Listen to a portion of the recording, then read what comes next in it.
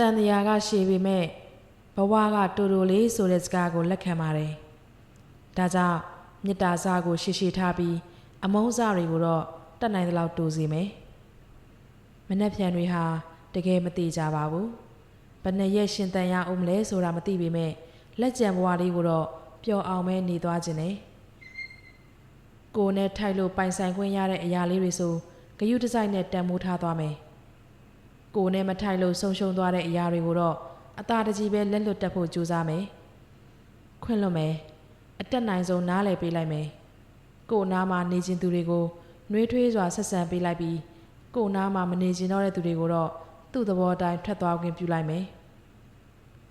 ခန္ဓာရည်မရှိလို့တော့မဟုတ်ဘူးဘယ်သူအတွက်ကြောင့်လဲမှကိုယ်စိတ်ကိုပူလောင်အောင်ထပ်မလုပ်ချင်တော့လို့ပါအများကြီးတော့မျှော်လင့်မထားဘူးကိုယ်တိုင်ဖန်တီးလို့ရတဲ့ပျော်ရွှင်မှုကလွယ်ရင်